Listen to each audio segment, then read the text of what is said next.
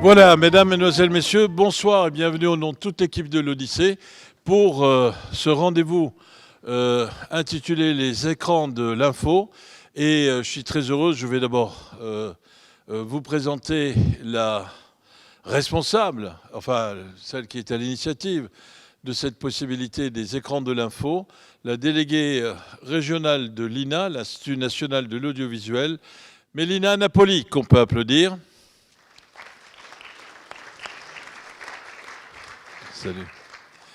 Et la réalisatrice du film, Monique Seman, qu'on peut applaudir aussi, qui est pratiquement maintenant une habituée de l'Odyssée et qui a réalisé le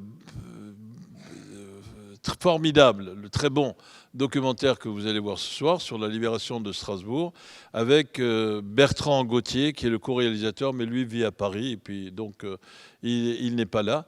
Et je vais tout de suite tendre. Alors il y aura un débat aussi après la projection du film et à ce débat nous rejoindra le rédacteur en chef des DNA, Dominique Young, que vous aurez l'occasion d'applaudir quand le débat commencera. Donc je vous invite à rester dans la salle tout de suite à la fin de la projection de ce film. Et je tends tout de suite le microphone à qui ? À Mélina Napoli. Bonsoir à toutes et tous. Merci d'être si nombreux pour ce beau documentaire que vous allez bientôt découvrir ou redécouvrir parce que, donc pour la petite histoire, effectivement, l'INA, l'Institut national audiovisuel, si vous ne connaissez pas, on ne sait jamais, c'est effectivement les archives de l'audiovisuel français, donc télé et radio, que nous conservons depuis les débuts de la télévision et de la radio, c'est-à-dire 70 ans de télévision, 80 ans de radio. Voilà, ça fait à peu près 2 millions d'heures qui seront bientôt toutes numérisées, donc l'année prochaine, en 2021. Voilà. Pour l'histoire aussi toujours, donc ce documentaire dont l'auteur effectivement est Monique à mes côtés avait été diffusé la première fois, donc il a été réalisé pour le 30 août 1994. Il a été diffusé sur France 3 Alsace le 30 août 1994. Et puis pour la dernière fois à la télévision, toujours sur France 3 Alsace, vous l'avez vu en 2004. Et donc depuis 2004, on ne l'a pas revu. Donc voilà. Vous l'avez montré une fois à l'Odyssée, mais au début des années 2000. Début 2000, ben voilà, donc ça fait quand même une bonne quinzaine d'années que vous n'avez pas vu ou revu ce documentaire effectivement fabuleux. Donc voilà, je laisse la parole à Monique. Si vous avez des questions après sur les archives, sur la question plutôt audiovisuelle, n'hésitez pas. Voilà. Merci beaucoup, Mélina. Merci, Mélina.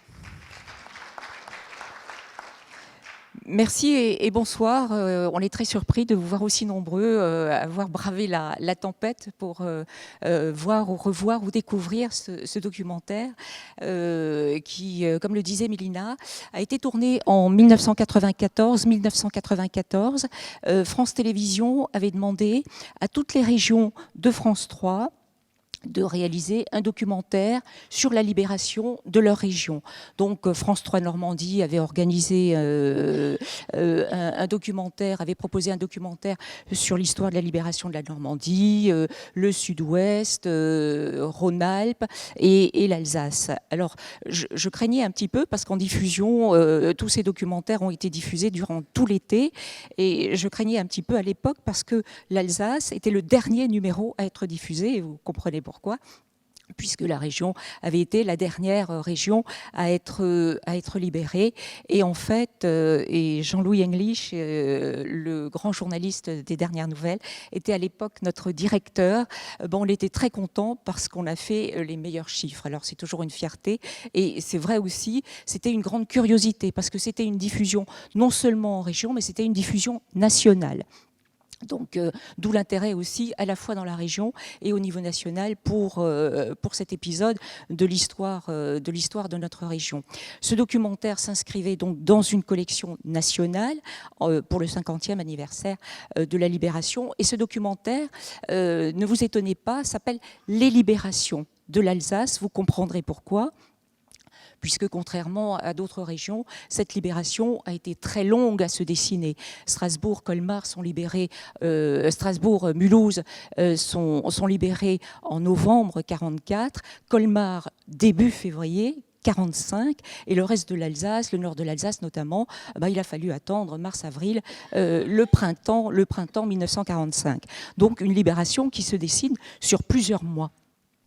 Ensuite, ce documentaire s'inscrit aussi dans une collection qui était initiée à l'époque par Carmin Film, Jean-Jacques Chétel, Monsieur Traban, que j'ai vu passer aussi, qui était directeur de France 3 Alsace à l'époque, toute une collection qui avait démarré par les Yaya, que certains d'entre vous ont peut-être vu il y a quelques semaines, ici même à l'Odyssée, dans cette même collection, donc les écrans de l'info avec les dernières nouvelles et l'INA. Donc il y a eu les Yaya, il y a eu la mise au pas de l'Alsace, il y a eu les résistances alsaciennes, il y a eu un documentaire sur le camp du Struthof, il y a eu les libérations, il y a eu également un documentaire sur la brigade Alsace-Lorraine en l'an 2000, et puis enfin, je n'en suis pas l'auteur, mais un autre film, un autre documentaire qui avait été tourné à l'époque par Claude Haim et Françoise Herbe, Retour à Tambov, donc sur les incorporés de force. Voilà, écoutez, on va le découvrir. Moi, je suis très contente de revoir toutes ces personnes parce que je ne suis pas historienne. Donc ne vous attendez pas à voir un film d'historienne, je suis journaliste et ce qui m'intéressait surtout à l'époque, c'est un documentaire de témoignages, ce qui m'intéressait à l'époque en 1994, il y avait encore des témoins qui sont très très rares aujourd'hui, il y avait encore des témoins et moi ce qui m'intéressait c'était les paroles des gens, von der Lied, les paroles pas des militaires, pas des généraux, mais les paroles des combattants, il y en avait encore. Vous les verrez. Et puis, les paroles des gens qui étaient terrés dans les caves, qui avaient peur. Benvir, Mittelvir, la contre-offensive aussi dans le nord de l'Alsace, Hatten, Rittershofen. Enfin, vous aurez l'occasion de découvrir. Donc, vous avez une succession effectivement de témoignages. Cette guerre, ces libérations de l'Alsace racontées par les gens. Voilà. Bonne séance. Et à tout à l'heure. Merci beaucoup, chère Monique. Et avec tous les titres que tu as annoncés, donc, vous devinerez aisément qu'il y aura d'autres rendez-vous qui nous permettront de réunir ici et Monique et Mélina, notamment La mise au pas de l'Alsace. C'est un film que moi j'avais beaucoup aimé. Voilà, bonne projection et à tout à l'heure pour le débat.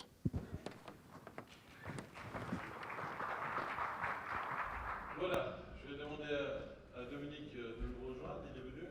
Dominique Yon, rédacteur en chef des dernières nouvelles d'Alsace, qu'on peut applaudir.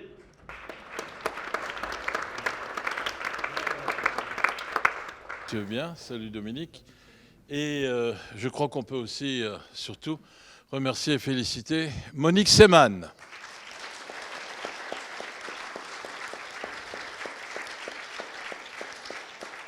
Bravo Monique.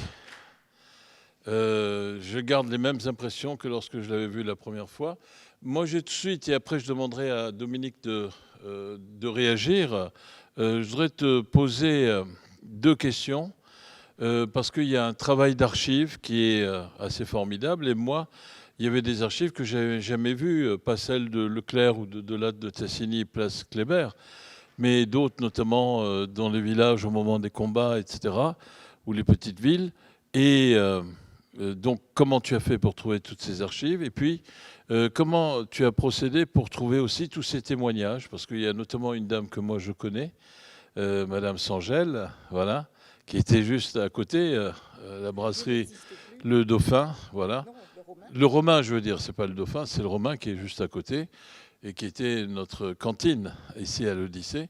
Donc c'est aussi un travail pour chercher ces gens-là, les faire parler, etc.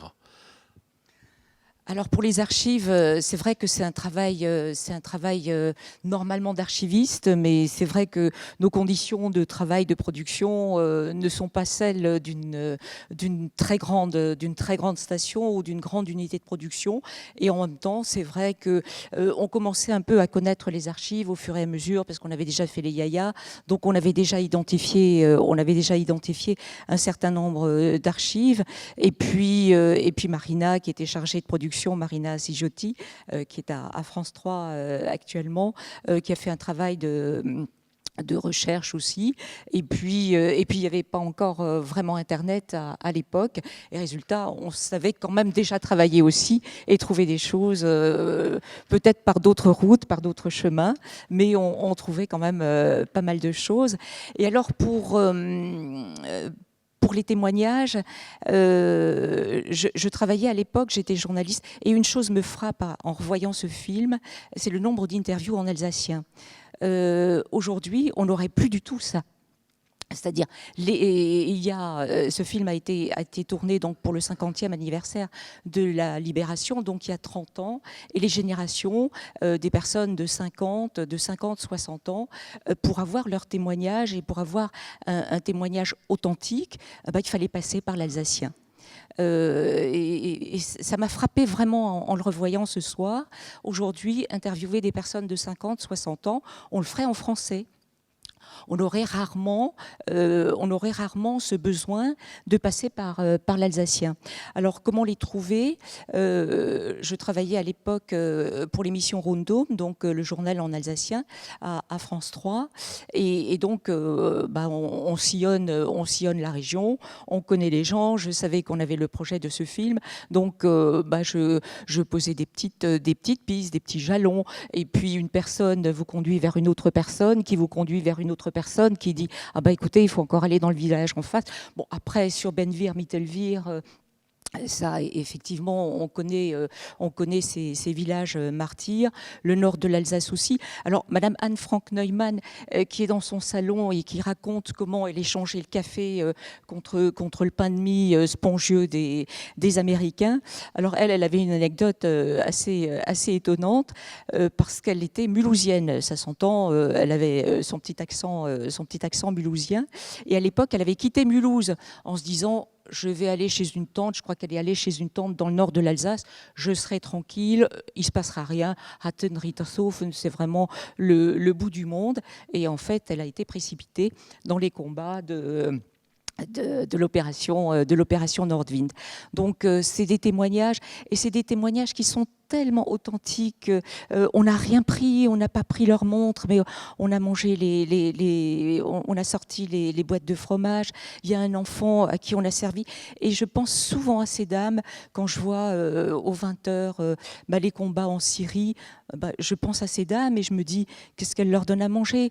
Évidemment, ils sont dans des camps de réfugiés, mais c'est ces conditions-là. Et la guerre, elle n'est pas terminée. La guerre, on raconte celle-là. Ça, c'est des souvenirs de personnes qui ont vécu 44-45. Les guerres continuent et les mamans cherchent toujours à nourrir leur bébé. Les mamans cherchent toujours à fuir. Ce matin, on entendait un témoignage d'un Syrien qui était en Turquie, qui appelait sa femme, sa maman, ses enfants. C'est terrible. On y est toujours, quoi. Et on est toujours dans ces préoccupations. Comment on va faire ? Est-ce qu'on va s'en sortir ? Est-ce qu'ils sont là ? Et comment on mange ? Voilà. Merci beaucoup, Dominique. Oui, je trouve que c'est un film qui est à la fois très émouvant et très instructif. Il est émouvant par les témoignages, et tu viens de le dire, parce que c'est des témoignages, on voit bien que ça sort des tripes et du cœur. Moi aussi, j'ai reconnu un certain nombre de personnes que j'ai pu côtoyer et de revoir Bockel ou Eschbach, qui a été mon premier chef de service quand j'ai commencé dans le métier. Il était journaliste à l'Alsace, à Colmar. Et là, c'est le monsieur qui, à un moment donné, pleure quand il dit je suis sorti dans la rue, puis j'ai entendu des gens, et puis c'était des gens qui parlaient français. Je peux vous dire que Eschbar, moi je l'ai connu, c'était pas quelqu'un de... c'était pas un grand sentimental, mais là vraiment on sentait qu'il était encore bouleversé 50 ans après. Ce qui est intéressant aussi dans ce film, c'est toute l'apport historique. La trame, la chronologie, on la connaît, mais moi j'ai été frappé par la légèreté de l'armement. Enfin, à part le casque, qu'est-ce qu'ils ont? Si vous comparez avec l'opération Sentinelle et les gens qu'on voit dans les rues, ils sont 50 fois plus armés, plus équipés que ces jeunes gens qui avaient un casque, et puis pour le reste, ils avaient, dans le meilleur des cas, des chaussures étanches. Pour le reste, ils avaient un manteau, un blouson, un paletot. Enfin, c'était des conditions, un équipement extrêmement rudimentaire. Et le film raconte bien la difficulté qu'il y a eu stratégique avec d'une part la fameuse poche de Colmar, et puis après l'offensive autour de Kielstedt, et effectivement qui montre bien, on le voit bien quand on voit Churchill et De Gaulle, avec les débats stratégiques qui ont eu lieu au plus haut niveau des états-majors, en disant est-ce qu'on ne va pas faire finalement la part du feu et puis renoncer à telle ou telle ville qui avait été libérée quelques semaines plus tôt par soit l'armée de Delattre, soit les gens de Leclerc. Et ce qui est important aussi, c'est de voir les deux sentiments qui sont très contradictoires entre les gens qui disent, qui insistent sur la liesse et sur les scènes d'enthousiasme, et puis les autres qui sont beaucoup plus mesurés, beaucoup plus modestes, en disant mais finalement on sortait de l'enfer, et puis on pensait à tous ceux qui n'étaient pas revenus, ceux qui peut-être ne reviendraient pas. Et il me semble que là il y a peut-être une césure entre les villages et la ville. Je ne sais pas si c'est un sentiment ou peut-être aussi, oui, c'est-à-dire... Alors, vas-y, là. Oui, c'est clairement une question de génération. Les dames qui sont dans les caves, de Benneville ont une trentaine d'années à ce moment-là. Elles ont une responsabilité familiale. La dame qui parle de la liesse et puis de son émotion à voir le général Leclerc, place Kléber, c'était une jeune fille, c'était une jeune femme. Elle n'avait pas de responsabilité familiale, et clairement, dans tous les documentaires, dans tous les témoignages qu'on peut recueillir, on voit les nuances, et ces nuances-là, c'est les nuances des générations. Est-ce que j'ai des responsabilités? Est-ce que j'en ai pas beaucoup? Donc une jeune fille n'a pas le même ressenti qu'une mère de famille qui doit se soucier de nourrir, de trouver du lait, ou de changer un bébé, ou de chauffer un biberon sur une bougie. C'est clairement les générations. Il y a des questions dans la salle. Allô? L'orchestre, le balcon. Alors, en attendant, peut-être... Ah, voilà, monsieur, allez-y. Je vais vous passer le micro, parce qu'il y a des personnes là-haut.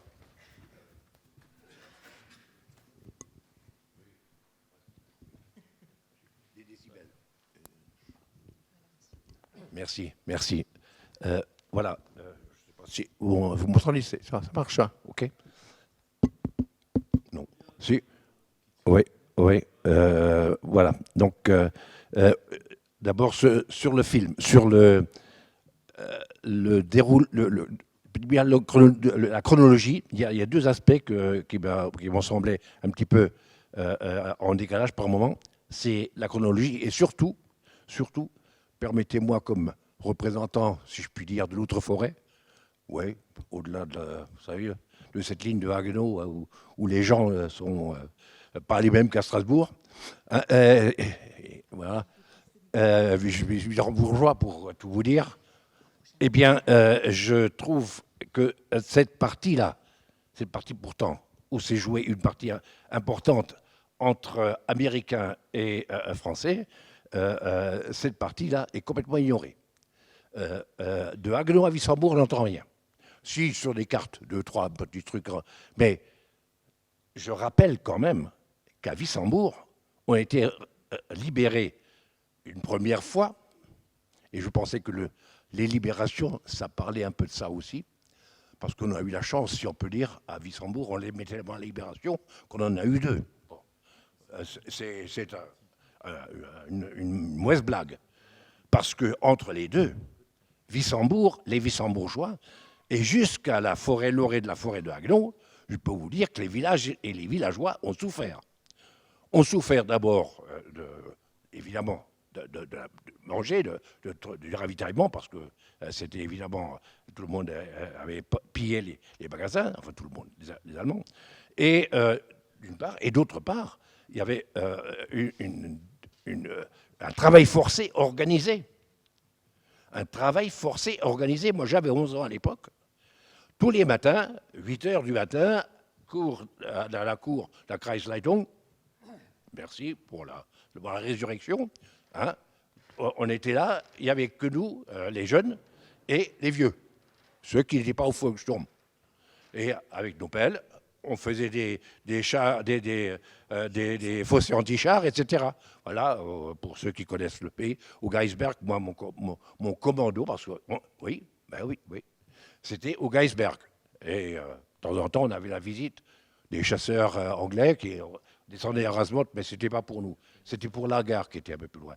Donc, dans cette zone de l'Alsace du Nord, l'histoire est absente. Bon, alors je me trompe. Tant mieux. Merci. Merci beaucoup, monsieur, pour votre témoignage. Évidemment, on ne peut pas entrer dans tous les détails, mais les Chance et le travail obligatoire, il est raconté. Il n'est pas raconté du point de vue de Wissembourg, il est raconté du point de vue du col du Bonhomme. On voit encore les tranchées qui sont creusées par ce jeune garçon à l'époque. Et puis, le nord de l'Alsace, il est raconté quand même aussi par Madame Anne-Frank Neumann, qui est à Richtershofen-Hatten, et qui dit pendant 2 heures, on avait les Américains, et pendant 2 heures, on avait les Allemands. Donc évidemment, on ne peut pas raconter détail par détail toutes ces libérations. C'est une libération, on l'a dit, qui est longue, qui dure de novembre jusqu'au printemps. Et puis j'ai retenu aussi, parce que ça me paraissait être une information importante, c'est le pasteur de Birlenbach qui raconte l'épuration. Qui raconte, et ça c'est un épisode important aussi. Alors à un moment donné, si vous voulez, dans un film, on fait des choix. On a raconté, il me semble, de manière assez complète, mais je suis d'accord, on n'est pas allé dans les détails. Wissembourg, on aurait pu raconter Jepsheim, on aurait pu raconter Grüssenheim, on aurait pu raconter Hammerschwir, on aurait pu raconter Ostheim. Chacun a toujours envie, mais ça on le sait nous les journalistes, chacun a envie de voir l'épisode qui le concerne directement. Alors, je suis désolée, effectivement, Wissembourg n'y est pas de manière aussi précise que vous l'auriez aimé, mais je pense que dans les grandes lignes, on raconte les libérations de l'Alsace avec les contre-offensives, avec les menaces à nouveau à Strasbourg, Gerstheim et Kielstedt au nord de Strasbourg. Et peut-être qu'un jour, on fera un film sur... voilà. Non, mais je vous en prie, monsieur. Vous êtes là pour ça, et moi pour vous répondre. Merci. Sur ce point-là, précisément, je pensais, parce que je pensais que c'est un manque d'archives. C'est un manque d'archives aussi, peut-être, parce que c'est la partie qui concernait, bien sûr, la 7e armée américaine, puisqu'il s'agissait de la 7e avec le général Patch. Wissembourg a été libéré par la division Texas. Ça, voilà. Donc, pardon, excusez-moi. Donc, oui, Wissembourg a été libéré par la 7e armée américaine, la division Texas, donc, qui portait bien son nom et ses casques. Et ce que j'aimerais signaler aussi, dans cette guerre qui avait des images, vous l'avez bien signalé dans votre truc, cette alternative entre les moments il y avait des moments presque de communion, on l'a vu dans un film. Eh bien, quelque chose que cette population du nord de l'Alsace a apprécié, c'est que les Américains, tout ce qu'on peut dire, pour résumer, ils n'étaient vraiment pas avares de leurs cadeaux qu'ils nous ont fait. Les cadeaux, le chewing-gum, tout ce que vous voulez, mais aussi la cuisine, accès à la cuisine de l'armée pour pouvoir manger un repas chaud. Très bien. Merci, monsieur. Monsieur Mathieu. Juste, je fais un lien avec ce qui vient d'être dit à propos des cadeaux. Je reviens sur la poche de Colmar et au témoignage de Paul Eschbach que j'ai apprécié. C'est la première fois que je le voyais. C'est la première fois que j'ai Paul Eschbach pleurer. Hein. Mais ce que je veux dire, j'étais content de ce qu'il a dit. Mais en même temps, avant ou après, il y avait une dame qui parlait à propos de la libération du secteur, de la route des vins, etc., avec les dégâts énormes. Et quand moi, j'ai rencontré des gens, et notamment comme la dame qui s'est exprimée, il disait que des gens que j'ai rencontrés. Moi, je suis originaire, j'allais dire, de la poche de Colmar dans ma jeunesse. Hein. Bon, je suis d'après la guerre, mais des témoignages que j'ai eus, c'est que des gens me disaient nous étions contents d'être libérés par les Français et non pas par les Américains, qui faisaient d'autres cadeaux par le ciel. C'est-à-dire que tout le secteur, ils bombardaient systématiquement. On parlait du phosphore, mais il y avait des réactions. Il fallait voir tout ce qui s'est fait comme dégâts, y compris à l'entrée de Colmar. Hein. Bref, je m'arrête, mais je veux dire qu'il faut aussi relativiser les choses, parce qu'on m'a dit, notamment des anciens de la région d'Ingersheim, disaient les Américains, ils ne faisaient pas le détail, ils ne comprenaient pas qui étaient les Alsaciens, ils nous prenaient pour des Allemands. Et c'est pour ça que les Français étaient mieux accueillis et que j'allais dire les autochtones, excusez-moi de ce terme, étaient contents d'être libérés par les Français à la poche de Colmar. Voilà, je m'arrête. Merci. Attendez, je passe le micro, monsieur. Il faut bien le tenir. Voilà, je voudrais d'abord vous remercier de ce film qui est vraiment remarquable, extraordinaire pour moi, parce que je suis un enfant de la guerre. Je suis né en 1943 sous la botte ici même, alors vous comprenez que c'est un problème majeur. Bien. Ce que je regrette un peu, c'est qu'il n'y ait pas eu un moment où le speaker ou le présentateur aurait pu expliquer quelque chose de fondamental. Parce qu'il ne faut pas oublier qu'à un moment donné, Leclerc était à Strasbourg, mais il n'a pas franchi le Rhin, parce qu'il y avait la décision secrète d'Eisenhower, où nous avons eu l'occasion d'entendre une conférence ici même, dans le hall, au sujet de cette décision secrète où le franchissement du Rhin ne se ferait pas en Alsace, mais beaucoup plus haut, dans la Ruhr. Parce qu'il s'agissait d'abord de détruire les centres industriels. Donc le revirement total de l'armée américaine... Pardon ? De détruire les centres industriels de la Ruhr. Et donc le revirement, c'était de faire repasser le Rhin beaucoup plus haut, beaucoup plus en avant, parce que dans la stratégie de traverser le Rhin à Strasbourg, ça ne donnait rien du tout, puisqu'on arrive dans une plaine, il n'y a rien à faire. Tandis que vers la Ruhr, là, il y a du taf, si vous permettez. Et alors la dernière chose, c'est la dernière image. Le fixe sur le générique. Merci. Parce que la petite fille qui est là, c'est un peu moi. Elle a le même âge, elle a l'air triste, affreusement triste. Peut-être qu'elle sait que son père est mort ou que son père n'est pas là parce qu'il a été incorporé de force, comme moi. Je dois entendre que vous êtes orphelin. Ou votre père est revenu ? Votre père est revenu ? Oui, donc votre père n'est pas revenu. Voilà. D'où l'expression de Madame Rush qui dit c'était pas la liesse. Voilà, parce que c'est ça aussi les libérations de l'Alsace. Hein. On n'arrive pas encore à s'en réjouir, on attend encore le retour des incorporés. Je vous passe le micro, monsieur. Oui, on voit dans le film une évocation du camp de Struthof, mais il n'est rien dit sur la libération de Struthof. Est-ce que le camp avait été complètement évacué ou est-ce qu'il y a eu il y aurait quelque chose à savoir sur la libération du Struthof? Écoutez, j'ai fait un documentaire sur le Struthof. Le Struthof, en fait, n'a pas été à proprement parler libéré, puisque le Struthof a été évacué en septembre 44, parce que forcément les Allemands savaient que les Alliés arrivaient. Les déportés du Struthof ont été évacués vers différents camps, dont Mauthausen, dont Dachau, et peut-être qu'on aura l'occasion un soir, à un autre moment, de diffuser ce documentaire sur le Struthof, qu'on a pu faire grâce aussi à des témoins qui sont tous revenus sur place. On a tourné ce documentaire aussi dans les années 90 et les déportés ont tous accepté de témoigner, mais de témoigner sur place. Donc ils sont tous revenus au Struthof. Je sais aussi que Madame Naudufour, l'ancienne directrice du Struthof, a travaillé sur l'après-Struthof et organise assez régulièrement des conférences à laquelle j'ai pas encore pu assister sur le Struthof après 44, donc au début de 1945, les premiers mois de 45. Voilà.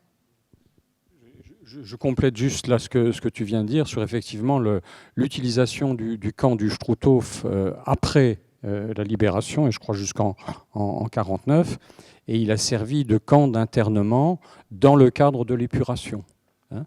Donc ça, il faut le savoir, il y a eu une espèce de réutilisation de ce camp de concentration nazi pour régler les cas les plus litigieux où il y avait de l'enfermement d'un certain nombre de personnes qui avaient été largement compromises dans la période nazie.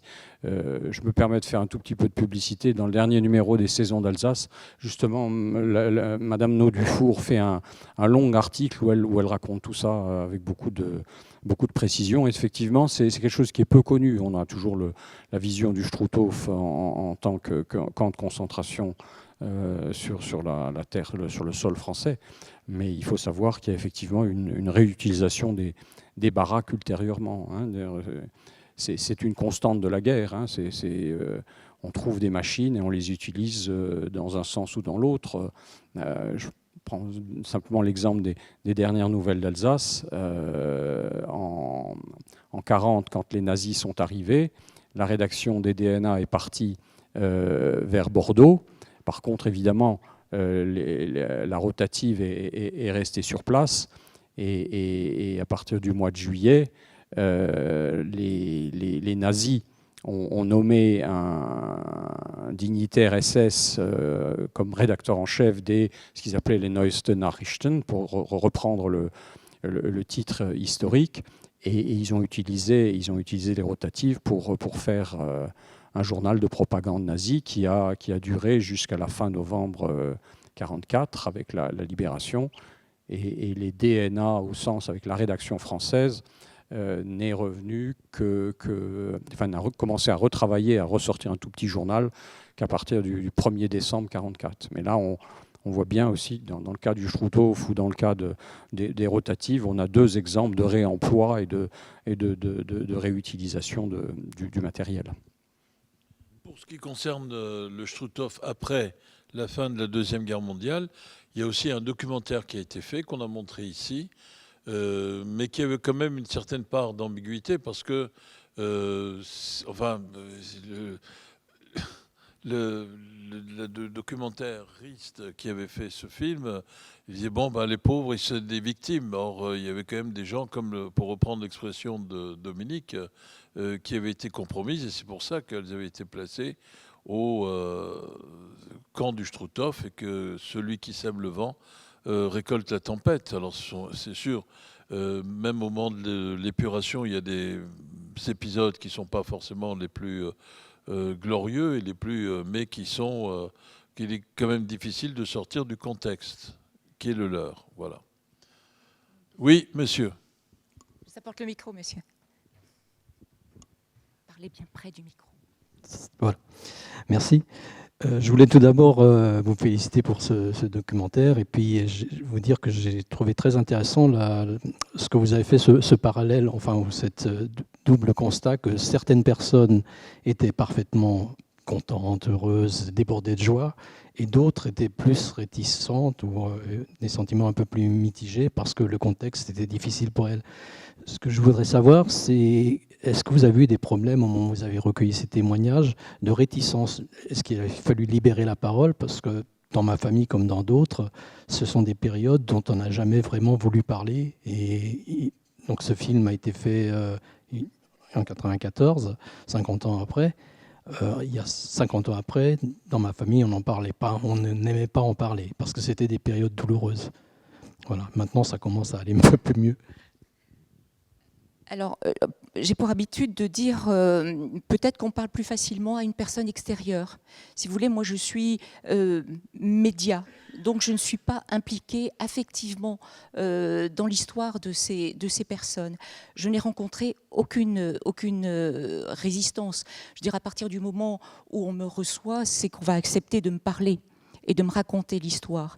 J'ai même eu, mais pour un autre documentaire, quelqu'un qui m'a raconté l'histoire d'un de mes collègues, et d'une certaine manière, j'étais chargée de lui raconter l'histoire de son père.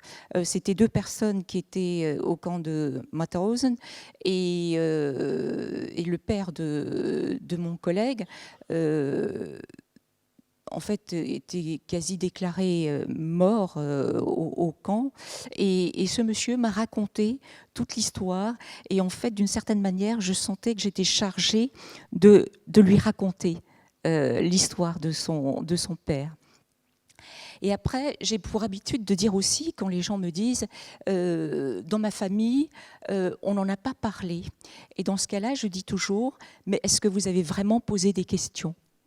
Parce que quand on pose des questions, la plupart du temps, on a une réponse.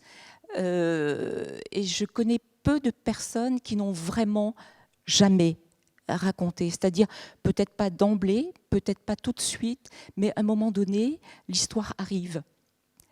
Une circonstance ou de manière détournée, mais elle arrive. Mais il faut poser les questions. Et là, je dis toujours, profitez-en. Si vous avez encore des grands-pères, des grands-mères, là, je vois un jeune garçon, je me dis, voilà, j'ai envie de dire aux jeunes ou aux adolescents, s'il y a encore des questions à poser, posez-les. Parce que souvent, ça saute une génération.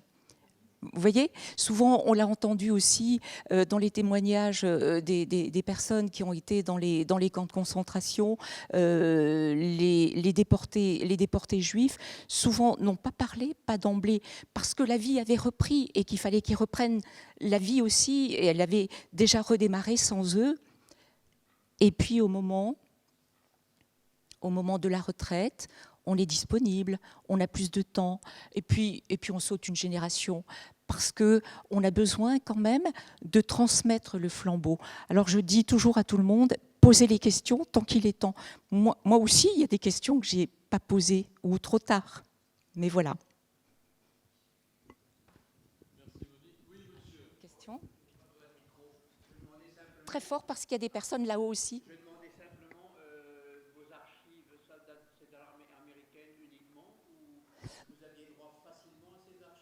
Alors, si vous voulez, le fonctionnement des archives, je vais peut-être laisser à Mélina le soin de parler. Alors, pour les archives, si vous voulez, il y a des gestions très différentes.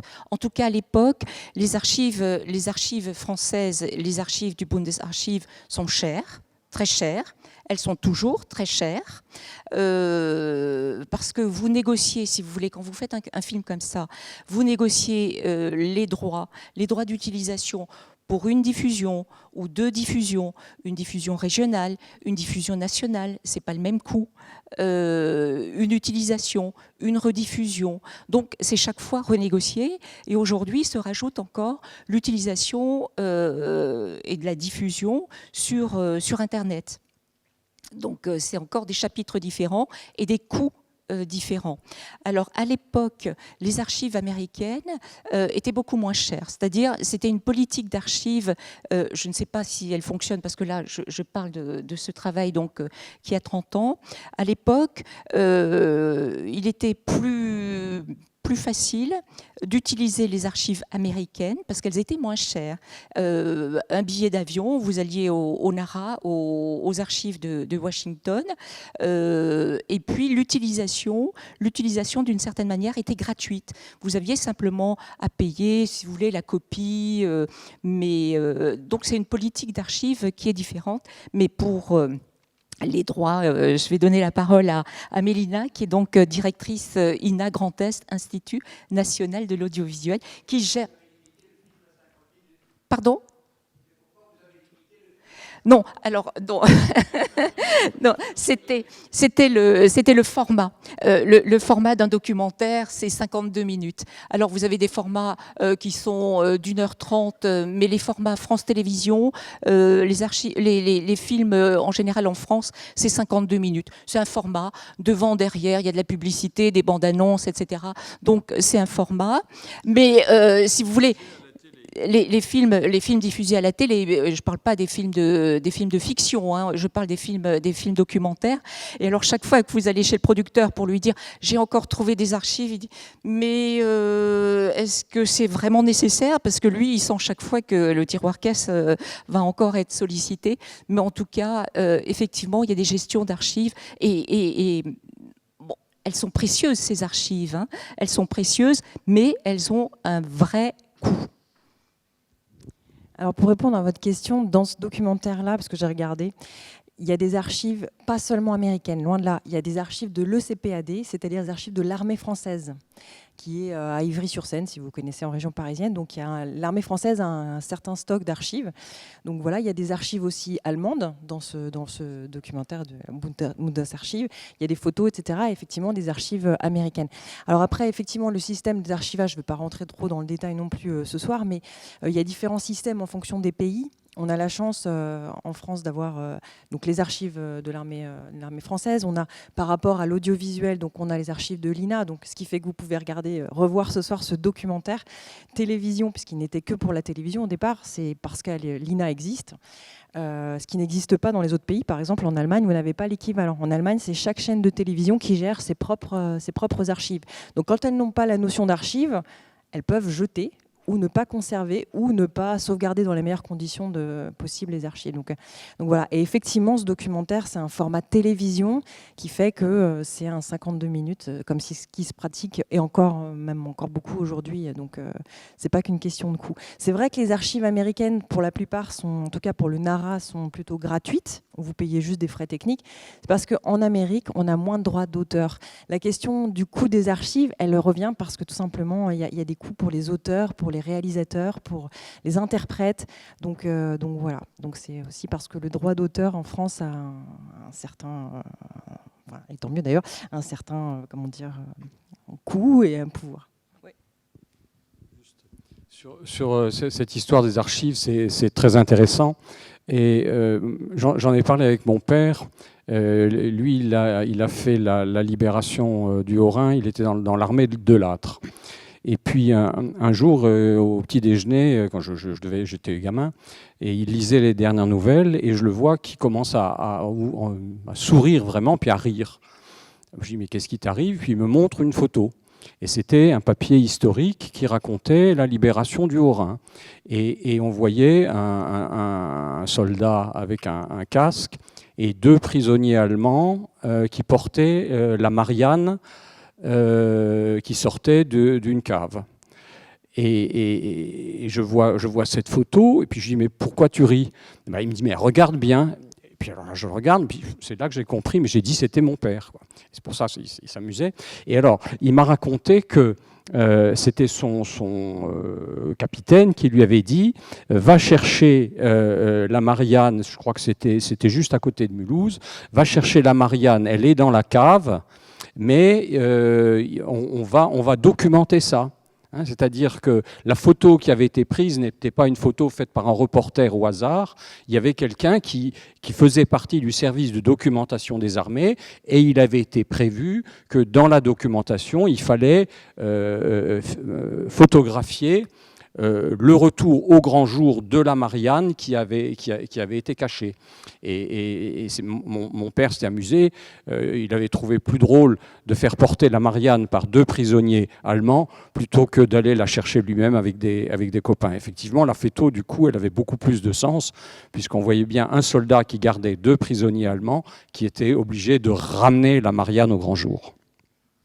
Oui, ce qui montre qu'il y a parfois aussi un peu de reconstitution ou de représentation et que certaines scènes d'assaut, par exemple, je t'ai vu, que certaines scènes d'assaut sont rejouées avec des balles à blanc, ou en tout cas, il n'y a plus l'adversaire en face, mais on voit les troupes qui avancent, qui montent à l'assaut, etc. Mais ça, c'est dans toutes les armées, et déjà pendant la Première Guerre mondiale, il y avait aussi des reconstitutions de ce genre. Oui, André, tu voulais dire ? Non, je vais apporter le micro et je vais en profiter quand même pour dire, par exemple, sur le coût, je me souviens, quand on est journaliste, on ne gère pas les frais de production, mais j'avais été consulter les archives de l'ECPA, donc de l'armée française, pour l'évacuation, et à l'époque, la minute montée, donc en 89, la minute montée coûtait 10 000 francs. Donc la minute. Donc voilà, c'est un ordre de grandeur. Mais ils ont des trésors absolument extraordinaires. Donc ils ont aussi des cartes postales en couleur. Ils ont des photos de la place Kléber en 18. Enfin, c'est un trésor qui pourrait être utilisé, mais c'est vrai que c'est très cher. Voilà, et je passe le micro à André Buchmann. Oui, merci beaucoup. Je suis toujours émue par l'immense délicatesse des documentaires que réalise Monique Seemann, que ce soit celui-ci ou les autres, et c'est toujours une très forte émotion. Quelque chose qui m'a particulièrement marqué là, c'est le regard croisé des soldats qui viennent. Tu as le soldat alsacien qui vient avec l'armée française, enfin sous encadrement américain au grand. Tu as le soldat alsacien incorporé de force qui vient. Tu as l'allemand. On explique que les Allemands y tiennent non pas parce qu'ils sont endoctrinés, mais parce qu'ils veulent sauver la mère patrie, qui est quand même quelque chose de très fort pour eux. Et tu as le Badois, enfin le soldat de Fribourg, et que tu aies pu présenter ça comme ça, je trouve ça extraordinaire. Merci André. Oui, ben ça c'est le travail d'enquête. C'est le travail d'enquête et puis c'est en amont beaucoup de réflexions sur qu'est-ce que je vais raconter, quelle est l'histoire que je vais raconter et qui va raconter cette histoire. Et je souhaitais que c'est les gens qui racontent cette histoire. C'est le soldat qui est là et puis le voisin lui dit « Oh, vem pêches-tu ? Ah, tu es de Ribeauvillé, etc. » qui lui donne une bouteille de schnapps. Et c'est la vraie vie aussi. C'est la vraie vie, c'est la guerre, mais c'est surtout la vraie vie, c'est-à-dire aussi, on sauve sa peau, on a faim, on a froid, on a besoin, le Nescafé nous mettait dans un état comme ça, donc un petit coup de schnapps. Mais c'est tellement juste aussi, je trouve que... voilà, il n'y a pas de filtre et ils ne jouent pas au héros. Je trouve que devant cette caméra, ils ne jouent pas au héros parce qu'ils sentent que je suis une femme et que je suis sincèrement curieuse de leur histoire. Je crois que c'est ça. Moi, je ne suis pas quelqu'un qui va leur délivrer des médailles, des diplômes, qui va reconnaître leur talent, leur engagement, mais c'est simplement une sincère curiosité de journaliste. Voilà. Et je crois que le résultat, c'est ça, quoi. Voilà. Très beau votre film, madame. Est-ce qu'on pourra l'acheter un jour en CD ? Attendez, alors parlez plus fort. Oui, votre film, est-ce qu'on pourra l'acheter en CD ? Écoutez, pour le moment, c'est pas prévu. Oui. C'est pas prévu. C'est toujours évidemment des questions de coût. C'est toujours des questions de coût. Pour le moment, donc le CD n'est pas prévu, mais j'imagine que on peut avoir acheter une copie. Je ne sais pas comment ça se passe dans ces cas-là. Attendez, on va poser la question à Madame Napoli. Voilà, comment ça se passe dans ces cas-là. Alors c'est vrai qu'on ne peut pas tout éditer. Je vous disais tout à l'heure, on a 2 millions d'heures d'archives télé et radio. Donc on ne peut pas tout éditer non plus.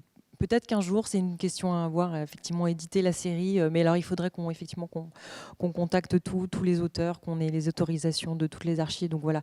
Aujourd'hui, en tout cas, on peut pas. Peut-être, on a une autre solution. Sinon, vous connaissez peut-être l'INA est aussi sur les sites internet, sur les réseaux sociaux. On a une offre sur le site ina.fr où vous pouvez pour 2,99 € par mois, vous abonner et vous pouvez donc télécharger les documents. Et c'est peut-être que cette série, on pourrait essayer de la mettre en ligne. Voilà. Donc à réfléchir, mais c'est peut-être quelque chose qu'on pourrait essayer de voir. Mais en tout cas, pour l'instant, on a eu la chance de le voir ce soir à l'Odyssée, mais on ne peut pas aujourd'hui le voir autrement. Donc, je répète, ina.fr, et on peut avoir des abonnements.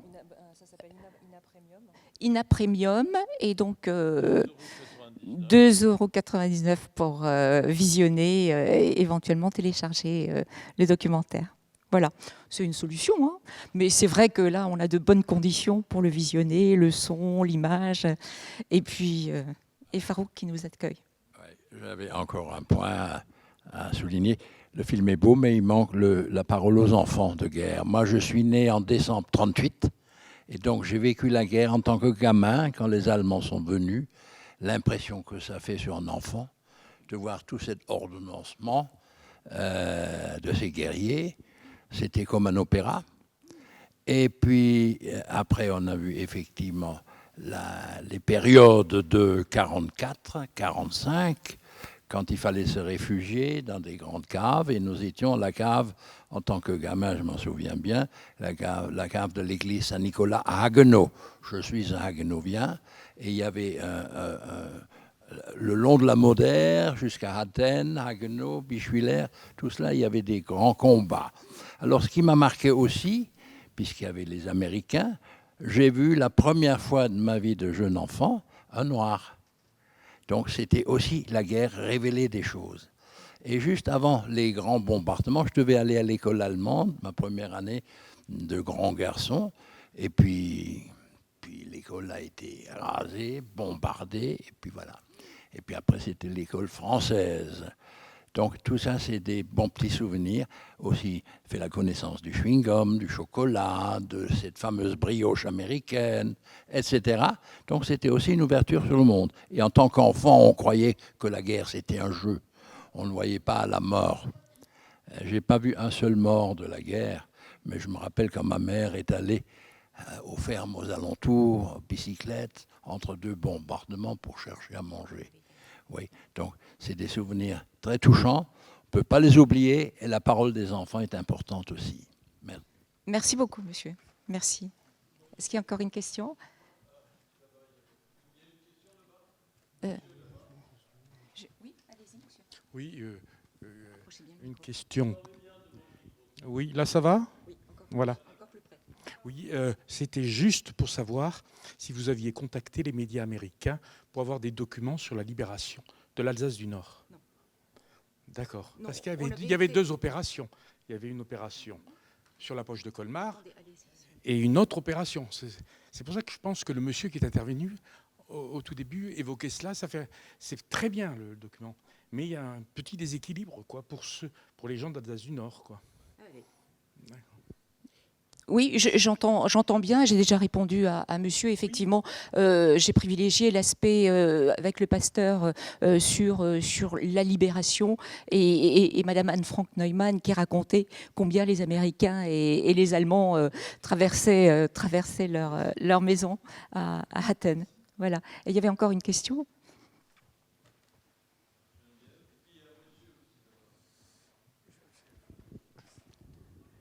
C'est encore... On m'entend là? On m'entend? C'est bon? Très près? C'est bon?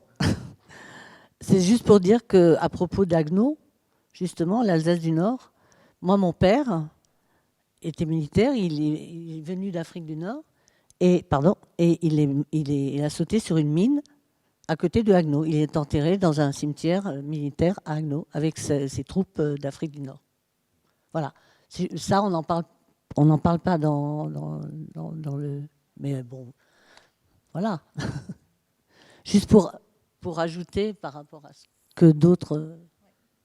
Et la réponse, je vais vous la donner, on ne peut pas mettre 5 litres dans une bouteille de 1 litre. Non, mais les victimes, évidemment, on parle des grands cimetières, on parle du cimetière de Sigolsheim, on parle du cimetière de Bergheim, le cimetière où sont enterrés les soldats allemands. Il y a un très grand cimetière aussi qui raconte aussi combien les combats étaient violents du côté de Niederbronn. Je crois qu'il y a 15 000 soldats. 15 000 au cimetière de Niederbronn, ce qui raconte des combats incroyables, quoi. Mais effectivement, on comptabilise les victimes. Mais là, on est sur un film, un documentaire de témoignage. Et c'était ça, effectivement, qui était un peu notre cœur, notre ligne pour travailler ce documentaire. Merci. Voilà. Monsieur, ah oui, je vous apporte le micro. Oui.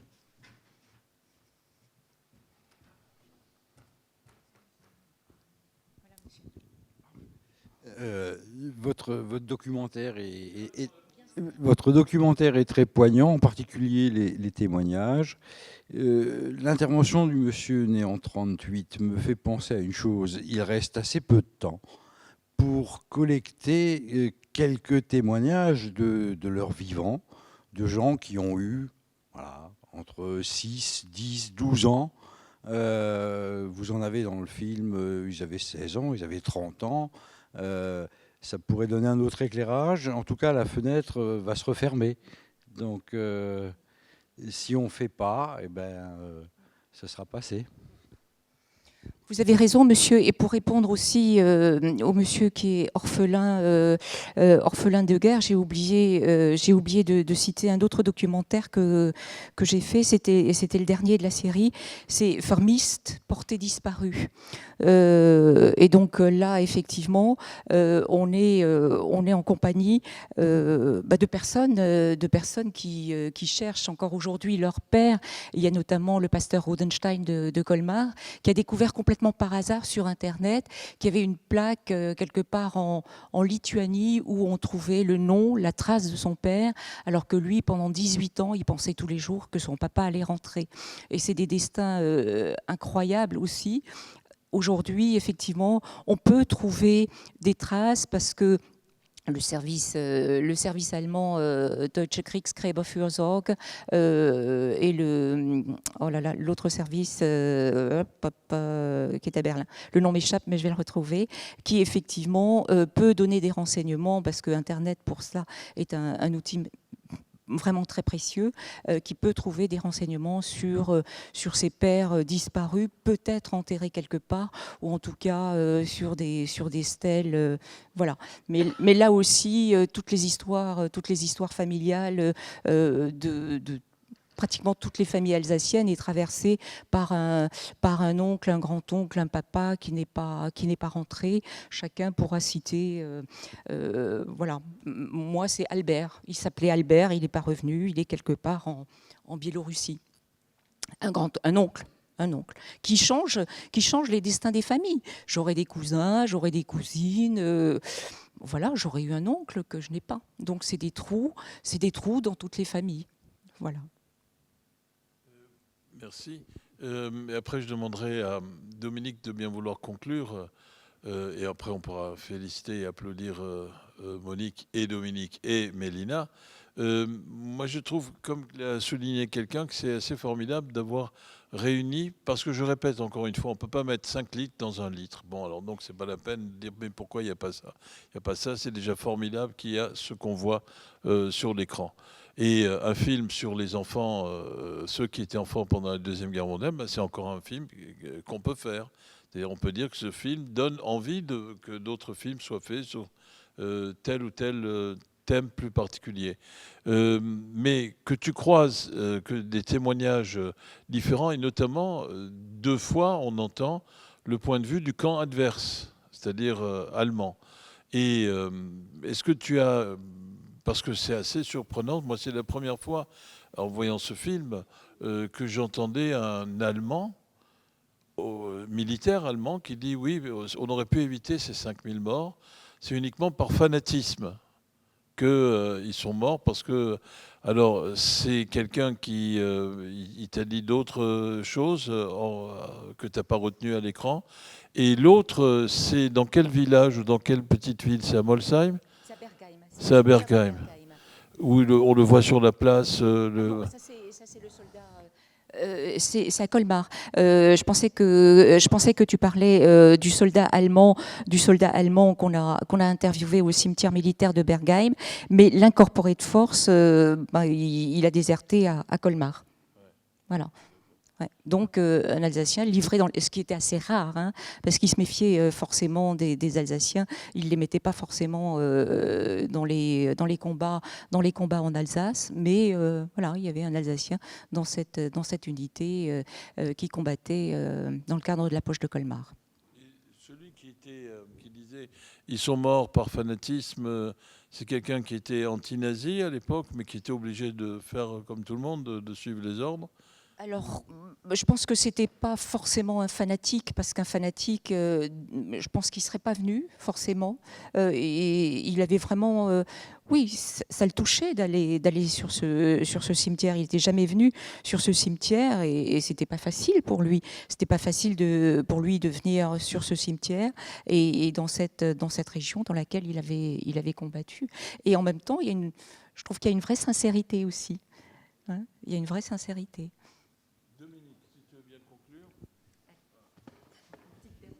Oui, c'est pas vraiment une question, c'est pour rebondir. Il y a un chiffre assez terrifiant, c'est que la moitié des pertes totales des militaires allemandes datent de la dernière année de guerre. Et tous ces morts sont morts pour rien, puisque évidemment, il n'y avait plus aucune chance pour l'Allemagne de gagner la guerre. Ouais, la moitié. Merci, monsieur. Juste une réflexion pour conclure, mais on a parlé de l'importance du dialecte et des gens qui parlaient entièrement en dialecte, sauf pour dire un mot, le mot épuration. Je ne sais pas si ça vous a frappé aussi, mais à plusieurs reprises, on parle de l'épuration, et c'est le mot français qui est dans la phrase en alsacien. Ça montre bien que c'est vraiment un concept très très spécifique et relativement tragique, je pense. Merci. Mélina, tu voulais rajouter? Non, en tout cas, je crois que on peut remercier nos trois amis, Monique Seman, Mélina Napoli et Dominique Young, qu'on peut applaudir. Merci.